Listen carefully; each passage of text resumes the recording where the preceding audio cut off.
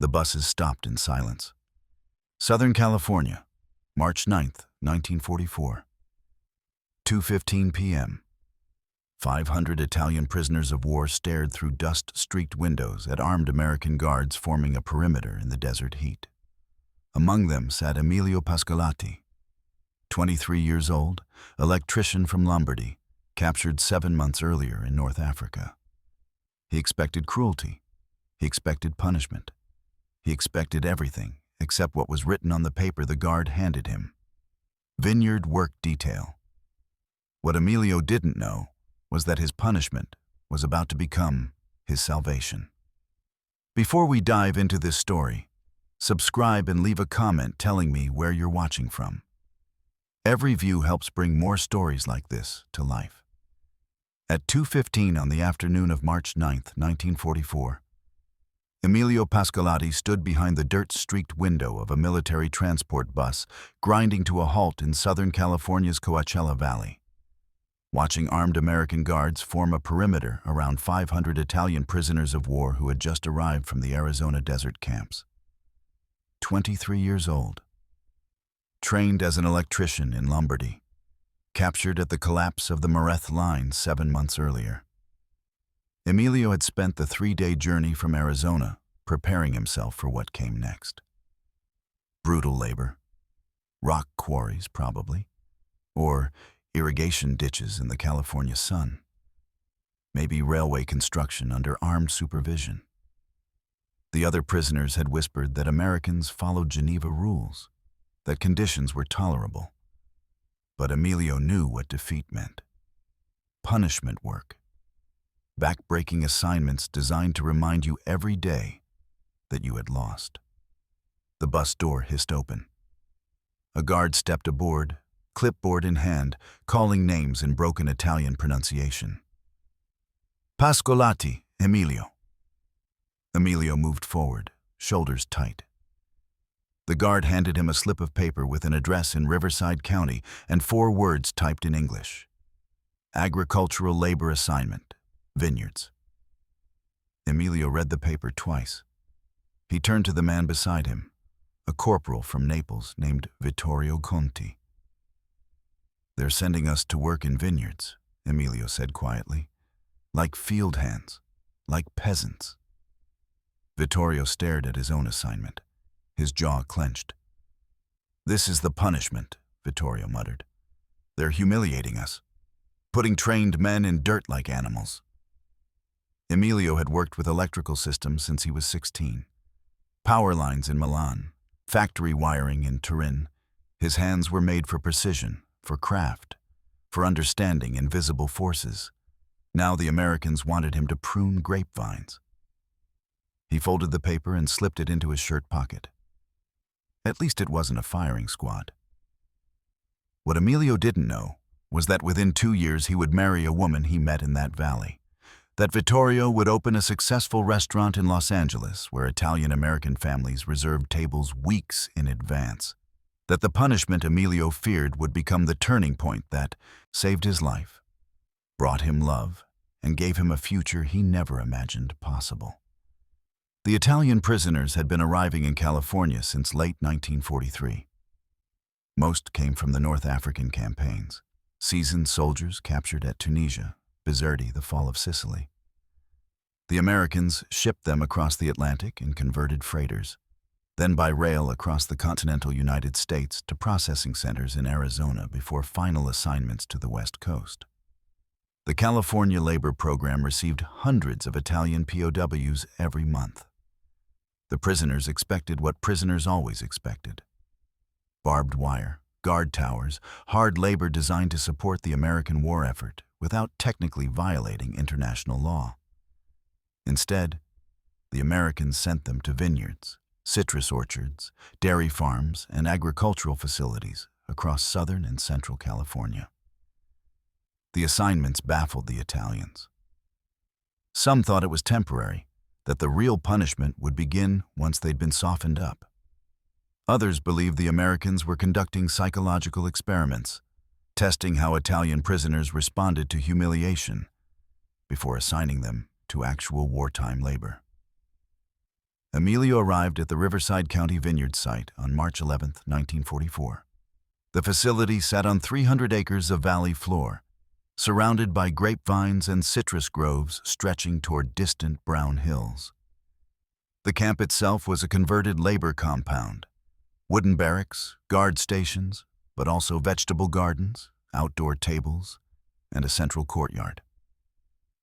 A civilian supervisor named Frank Castelli met Emilio and 43 other Italian prisoners at the gate. 52 years old, second-generation Italian-American. His family had been farming the valley since the 1920s. Castelli had a truck waiting to transport them to their quarters. Emilio expected cramped barracks with metal bunks stacked 3 high.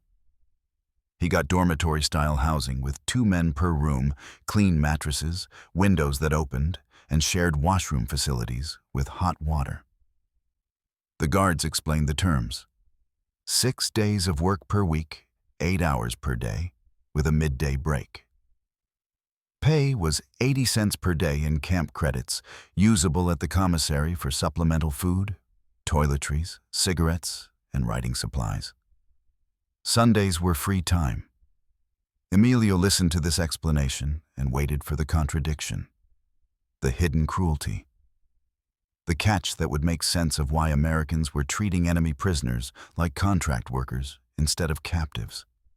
The work began the following morning. A foreman named Robert Chen, whose family ran orchards throughout the valley, gathered the prisoners at dawn and explained the assignment. The vineyards needed pruning before the spring growing season. The prisoners would work in pairs, moving through rows with hand shears and collection bags. Cut dead wood and overgrowth, shape the vines for healthy fruit production, place trimmings in bags for compost. When a bag was full, carry it to the collection point at the row's end.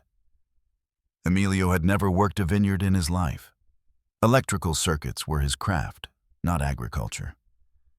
But he understood physical labor, understood the rhythm of repetitive work done well. He partnered with Vittorio, and they started down their assigned row. The morning air was cool and still. The morning air was cool and still. But Emilio's mind was elsewhere. Back across an ocean, back before the war had stripped away everything he knew. Before North Africa, before capture, before the transport ships and the desert camps, Emilio Pascolati had been ordinary. He'd lived in a small apartment in Lombardy with his mother and younger sister. He'd worked as an electrician's apprentice, running wire through factory buildings in Milan, fixing power systems in rural towns, learning a trade that promised steady work and dignity. The war had seemed distant at first, something politicians argued about, something that happened in other countries. Then the conscription notices arrived. By early 1942, Emilio was in uniform. By summer, he was on a transport ship bound for Libya. By autumn, he was dug into defensive positions in the North African desert, watching Allied artillery pound Italian lines into dust. The fighting was brutal and pointless, days without adequate food, nights shivering in foxholes, water rationed to a few swallows per day, German commanders treating Italian troops like expendable labor, British and American forces advancing with overwhelming firepower, endless supplies, and the certainty of victory. Emilio's unit held their position at the Mareth line as long as they could. Then the ammunition ran out. Then the officers disappeared. Then it was over. Emilio raised his hands and walked forward into captivity, feeling shame burn through him like fever. He had fought. He had survived. But he had lost. And in that moment, surrounded by Allied soldiers collecting weapons and processing prisoners, he believed his life had ended. The journey to America was worse than the fighting. Thousands of Italian prisoners crammed into the holds of converted cargo ships. No light, no air. The constant fear that a German U-boat would torpedo the convoy and send them all to the ocean floor. Men praying, men weeping, men arguing about whether surrender had been cowardice or survival. Emilio stayed silent. He had no answers. When the ship finally docked in New York, the prisoners were marched onto the deck. Emilio stared at the skyline.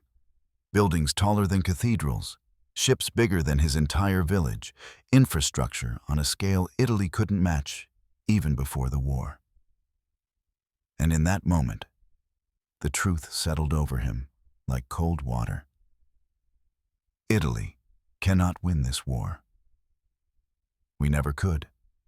They were transported by rail across the American continent, through cities, past factories running day and night, through farmland that seemed endless.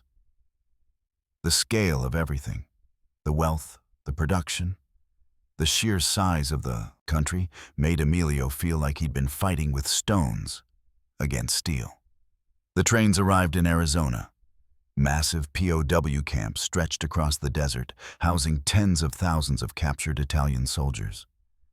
The Americans processed them efficiently, photographed, documented, assigned.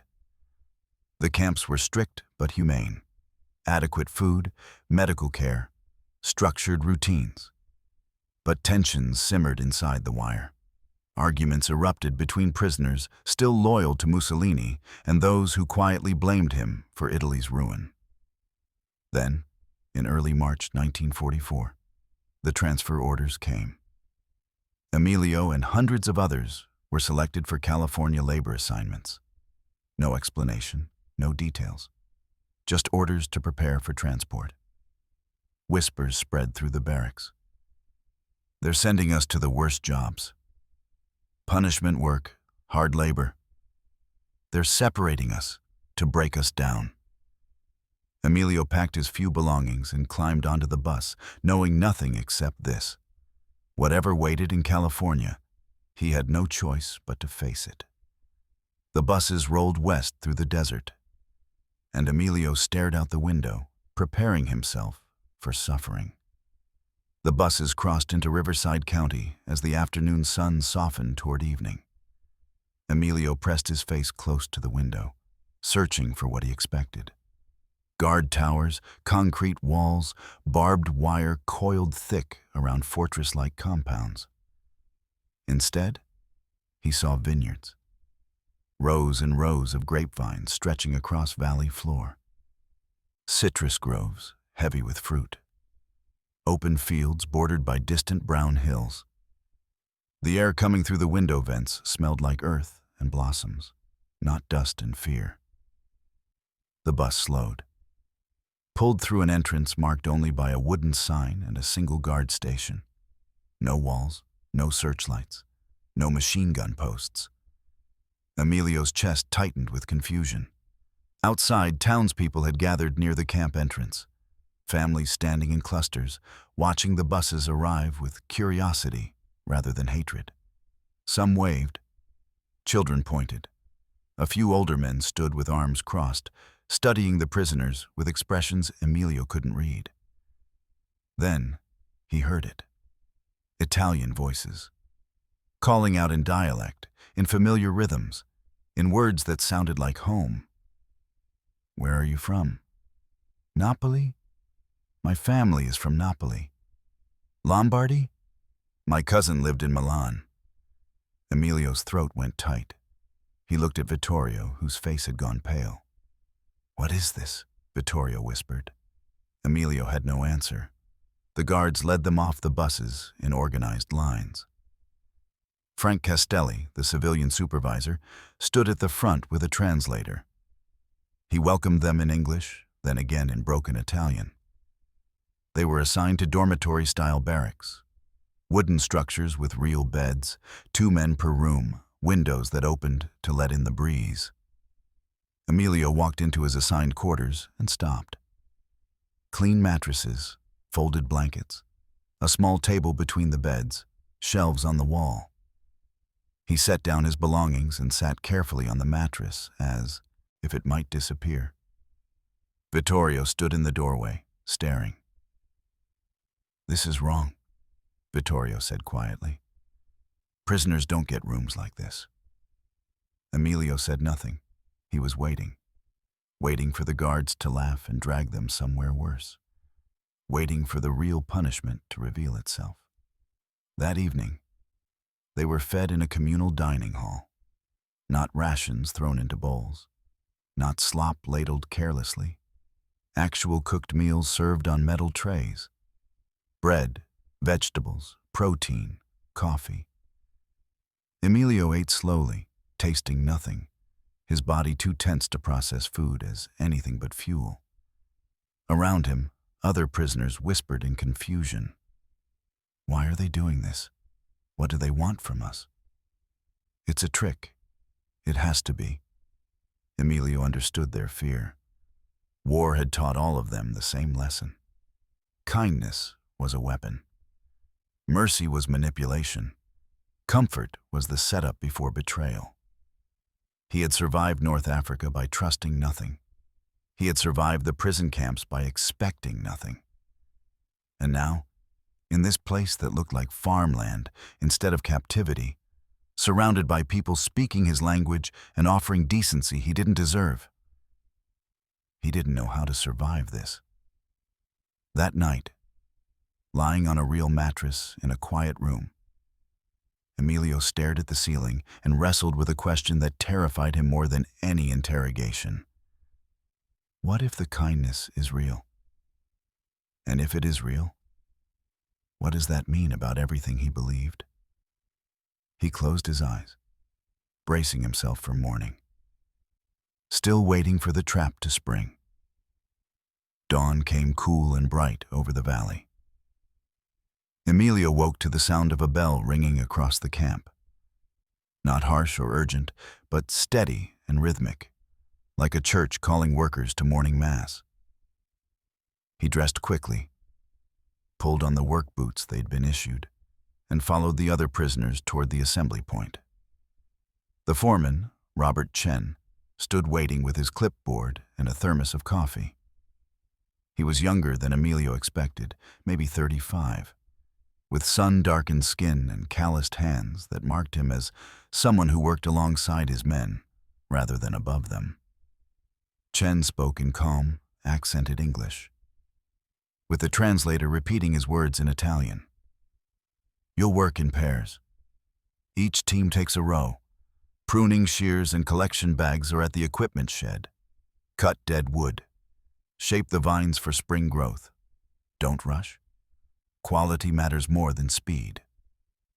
No shouting. No threats. No demands for impossible quotas. Emilio glanced at Vittorio, whose jaw was set tight with suspicion. They walked into the vineyard as morning light spilled gold across the valley. The air smelled like damp earth and ripening citrus from neighboring groves. Grapevines stretched in perfect rows, their twisted trunks thick with age, their branches waiting for skilled hands to coax them back to life. Emilio picked up the pruning shears. The weight felt foreign in his hands, heavier than wire cutters, less precise than electrical tools. But the logic was similar. Find what's broken, remove what's dead, preserve what can grow. Chen walked them through the first vine slowly, demonstrating, explaining, correcting gently when Emilio cut too much. Like this. See? Leave the strong growth. Take the weak. Not punishment. Instruction. Not cruelty. Patience. Emilio felt something shift inside his chest, something he couldn't name yet. By mid-morning, his hands ached and his back burned from bending. But the work had rhythm, purpose. He and Vittorio moved down their row in silence, learning the language of vines and shears, finding efficiency in repetition. Then Chen called out, "Lunch break, 15 minutes." Emilio expected to eat standing, expected stale bread and lukewarm water handed out by guards. Instead, Chen waved them toward tables set up in the shade of a massive oak tree at the field's edge. "Sit," Chen said, gesturing. "Eat." Emilio sat slowly, waiting for the command to stand back up, to keep working, to stop pretending he deserved rest. The command never came. Farm workers, some American, some Italian immigrants from the nearby towns, sat at the same tables. They unwrapped sandwiches, passed around fruit, poured water from shared canteens. Then one of the older Italian-American men produced a bottle of red wine and began filling tin cups. He handed one to Emilio. "Salute," the man said, smiling. "You work hard. You eat well." Emilio stared at the cup in his hand, at the food on the table, at the men around him eating and laughing like this was normal. Like he was normal. His throat closed. This wasn't humiliation. This wasn't mockery disguised as mercy. This was humanity.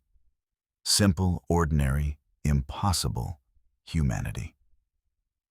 That evening, Chen explained the pay system. 80 cents per day, credited to their camp accounts. They could purchase supplies, toiletries, writing paper, small luxuries from the commissary. They were being paid for work. Like men, not like prisoners. That night, Emilio lay on his mattress, staring at the ceiling again. But this time, the question had changed. Not, when will the punishment begin? But, what if this is real? He closed his eyes, still confused. But for the first time since North Africa, not afraid. The weeks turned into months, and something unexpected happened. Life developed rhythm.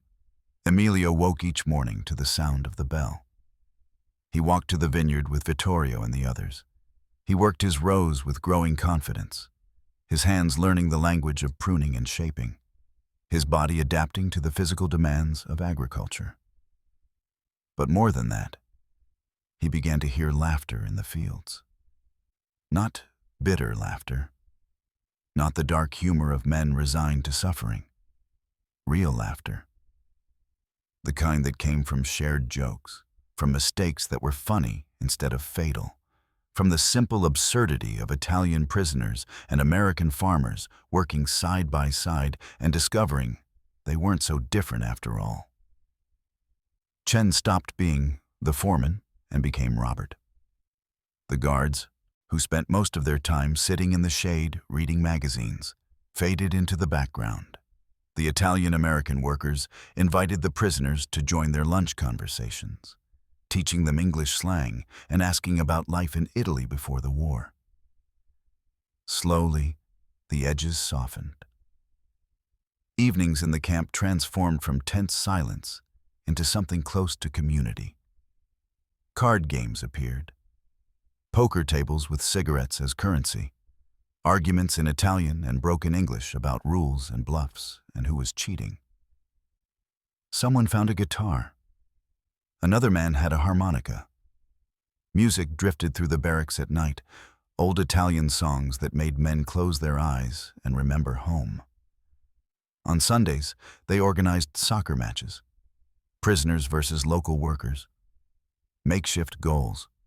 Dust flying, shouting and competition, and brief, beautiful moments when war felt like a distant memory. Emilio played midfield. He wasn't particularly good, but he ran hard, and when his team scored, men clapped him on the back like he mattered, like he belonged. The real shift came when the invitations started. First, it was just one family, the Rossis, who owned a small farm adjacent to the vineyard. They invited Emilio and 3 other prisoners to Sunday dinner. Emilio hesitated. This felt dangerous somehow, like crossing a line that shouldn't be crossed. But the Rossis insisted, and the guards didn't object. So Emilio went. He sat at a table crowded with 3 generations of Italian Americans. He ate pasta made the way his mother used to make it. He drank wine that tasted like Sundays in Lombardy. He listened to Mr. Rossi tell stories about immigrating to California in 1919, about building a life from nothing, about missing Italy but loving America. And Mrs. Rossi looked at Emilio with the same warmth his own mother once had and said, "You're not a prisoner here. You're a guest." Emilio's throat went tight. He nodded, unable to speak. After that, more invitations came. Other families, other tables, other moments when the war dissolved and Emilio was simply a young man sharing a meal with people who saw him not as an enemy, but as a person. One evening, walking back to the barracks after dinner at the Castelli's home, Vittorio said quietly, "I forgot what this felt like." "What?" Emilio asked. "Being human." Emilio stopped walking. He looked up at the California sky, clear and vast and full of stars. He had come here expecting punishment. Instead, he was rediscovering something he thought the war had stolen forever: dignity, pride, purpose, and the terrifying, beautiful possibility that maybe, just maybe, he could have a future again. Emilio met Penny Castellani on a Sunday afternoon in late summer at the home of the Rossi family. She was visiting from town, 21 years old, dark-haired, with eyes that carried both sharpness and warmth. Her grandparents had come from Tuscany. She spoke some Italian, taught to her by her grandmother, and she worked as a clerk at the MUS, County Administration Office. When Mrs. Rossi introduced them, Penny extended her hand without hesitation. "Piacere," she said, her accent careful but sincere. Emilio shook her hand, startled by the directness of her gaze. "Piacere," he replied quietly. That was all. A handshake. A greeting. But something shifted. She returned the following Sunday, and the one after that. At first, their conversations were careful. Polite exchanges about California weather, about Italian food, about small things that felt safe. But slowly, cautiously, they began to talk about real things. Penny asked about his life before the war, about electrical work, about his family in Lombardy. She didn't ask about battles or capture or shame. She asked about the person he'd been before all of that. And Emilio found himself answering. He asked about her life, about growing up in California, about what it was like to have roots in two countries, about whether she felt more Italian or American. "Both," she said simply. "And neither. You carry both places inside you." Emilio understood that more than he could explain. The thing neither of them said aloud was the impossibility of what was happening. He was a prisoner of war. His uniform marked him, his status defined him. His future was unknown, dependent on governments, treaties, decisions made by men thousands of miles away.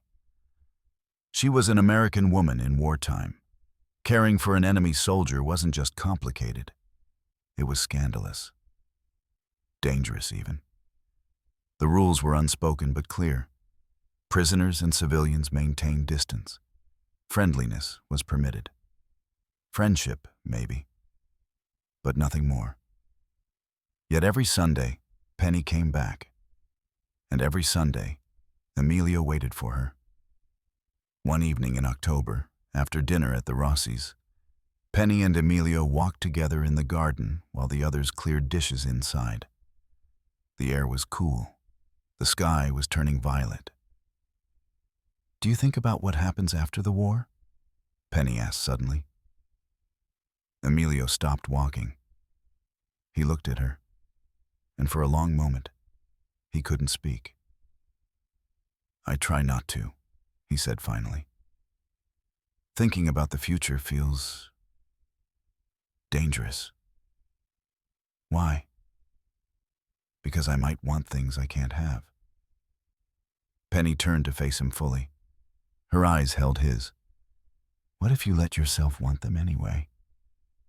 The question hung between them like something fragile and vital. Emilio's throat tightened. He thought about North Africa, about surrender, about the long journey across the ocean, expecting nothing but punishment and death. About arriving in California and discovering kindness he didn't deserve. And now this. Standing in a garden at sunset with a woman who looked at him like he was more than his uniform, more than his defeat, more than the war that had tried to erase him. I don't just want to survive anymore, Emilio said quietly, the words coming before he could stop them. I want a future. Penny smiled, soft and certain. Then maybe you should fight for one. That night, lying awake in his barracks, Emilio understood something that terrified and thrilled him in equal measure. He had something to lose now, and that meant he had something worth living for. The news came on a Tuesday in May 1945. Germany had surrendered. The war in Europe was over. In the town surrounding the camp, church bells rang. Families poured into the streets. Flags waved from windows. Radios blasted victory speeches and jubilant music. The weight of years of fear and sacrifice lifted all at once into wild, uncontained celebration. Inside the POW camp, the prisoners sat in silence. They knew what victory meant. The official announcement came 3 days later. All Italian prisoners of war would be repatriated. Transport ships were being prepared. Processing would begin within the month. Every man would return to Italy. No exceptions. The words landed like artillery fire. Emilio stood in the assembly yard, surrounded by men who had become his brothers, and felt the ground collapse beneath him. Around him, grown men began to weep. Vittorio turned away, shoulders shaking. Someone shouted in anguish. Someone else cursed. Others simply stood frozen, staring at nothing, processing the impossible cruelty of it all. They were free, and freedom meant losing everything. The farmers who had worked alongside them for months arrived at the camp gates with tears in their eyes.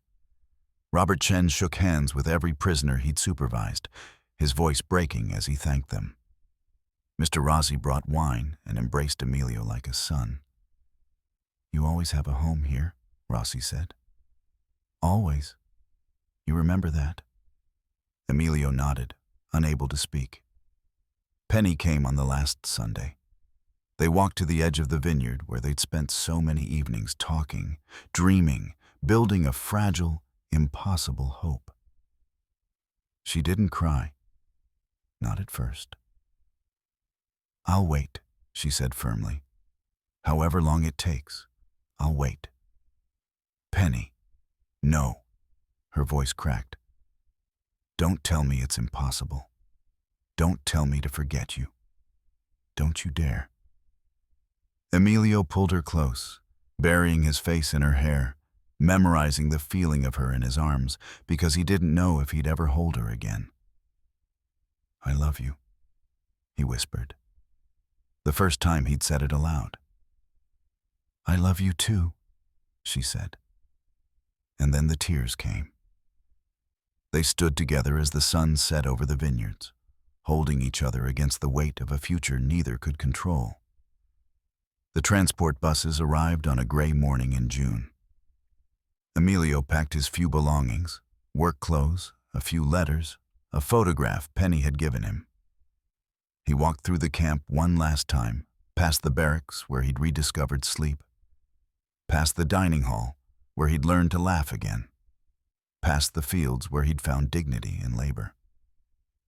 California had been supposed to be his punishment. Instead, it had become his home. Italy, the country he'd once been willing to die for, now felt like exile. As the bus pulled away, Emilio pressed his hand against the window. He could see Penny standing at the gate, her hand raised in farewell. He could see the vineyards stretching across the valley. He could see the life he was leaving behind. The bus turned onto the main road, and California disappeared behind the hills. Emilio closed his eyes. His life was about to change forever. He just didn't know if he'd survive it. Italy was broken. Emilio stepped off the train in Lombardy in July 1945 and barely recognized his own country. Cities lay in ruins.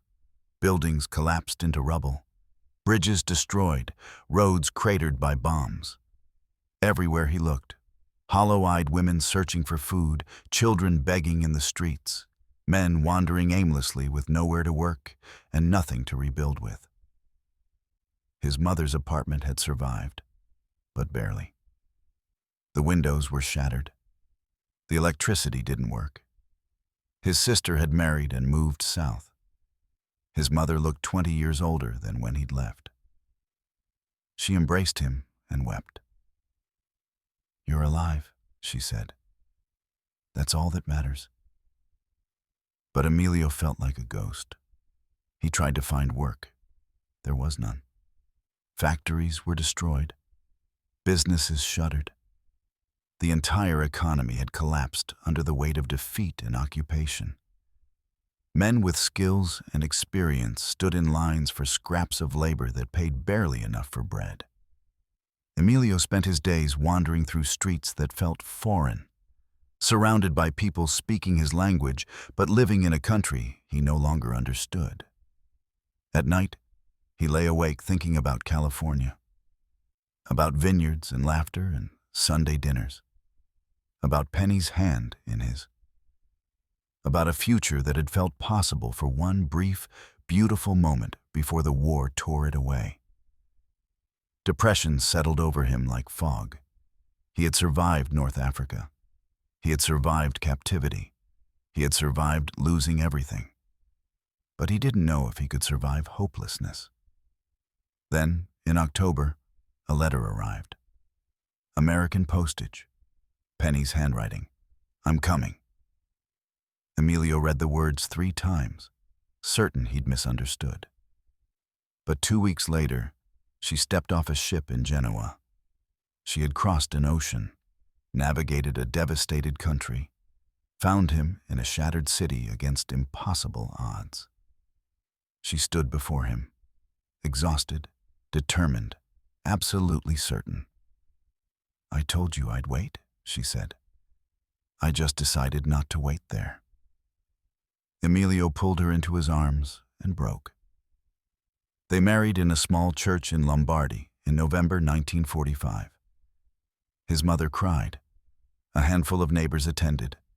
There was no reception, no celebration, just 2 people choosing each other in the ruins of a world trying to rebuild.